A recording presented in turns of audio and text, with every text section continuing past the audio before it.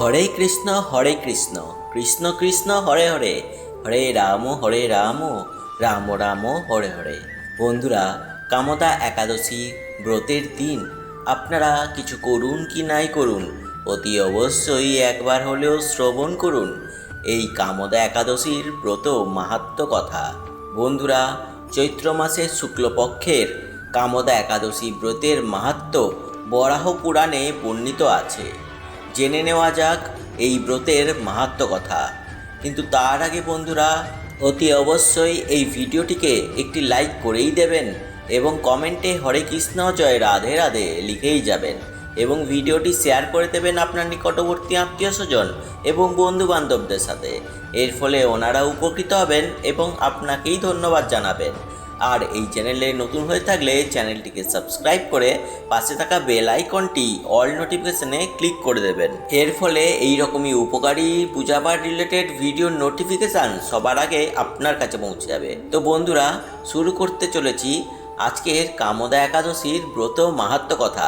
একদা এক সময় মহারাজ যুধিষ্ঠির বললেন, হে বাসুদেব, আপনি কৃপা করে আমার কাছে কামদা একাদশীর মহিমা কীর্তন করুন।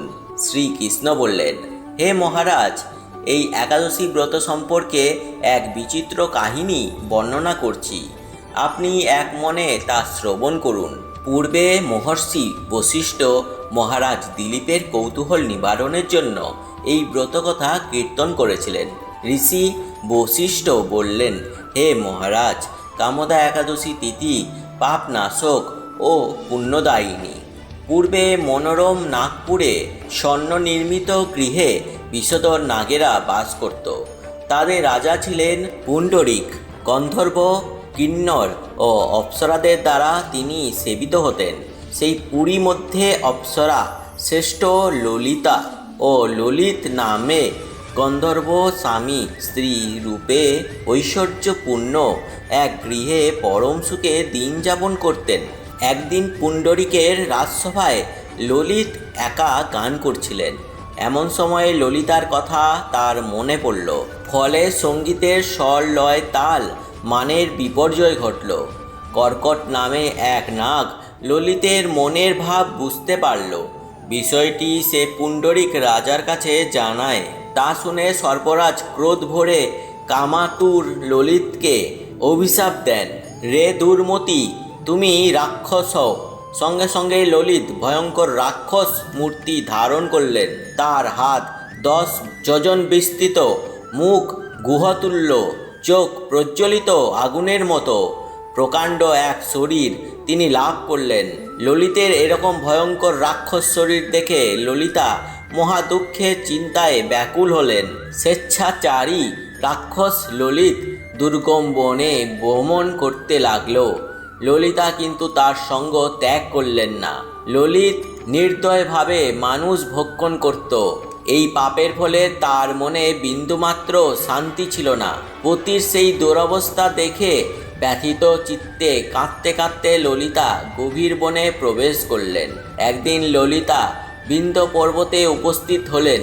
সেখানে ঋষি শৃঙ্গ মুনির আশ্রম দর্শন করে মুনির কাছে হাজির হলেন। তাকে প্রণাম করে সেখানে দাঁড়িয়ে রইলেন।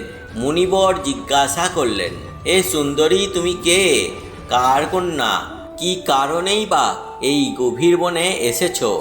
উত্তরে ললিতা বললেন, হে প্রভু, আমি বীরধন্যা গন্ধর্বের কন্যা। আমার নাম ললিতা। আমার পতির পিশাচত্ব দূর হয় এমন কোনো উপায় জানার জন্য এখানে এসেছি। তখনই ঋষি বললেন, চৈত্র মাসের শুক্লপক্ষের কামদা নামে এক একাদশী আছে। তুমি সেই ব্রত যথাবিধি পালন করো। এই ব্রতের পুণ্যফল তোমার স্বামীকে অর্পণ করো, তৎক্ষণাৎ তার সমস্ত পাপ বিনষ্ট হবে। মুনির কথা শুনে ললিতা আনন্দ সহকারে কামদা একাদশী পালন করলেন। তারপরে ব্রাহ্মণ ও বাসুদেবের সামনে পতির উদ্ধারের জন্য বললেন, আমি যে কামদা একাদশীর ব্রত পালন করেছি তার সমস্ত ফল আমার পতির উদ্দেশ্যে অর্পণ করলাম। এই পুণ্যের প্রভাবে তার পিশাচত্ব দূর হোক। এই কথা উচ্চারণ মাত্রই ললিত শাপমুক্ত হয়ে বিদ্য দেহ প্রাপ্ত হল। পুনরায় গন্ধর্ব দেহেও লাভ করে ললিতার সঙ্গে মিলিত হলেন।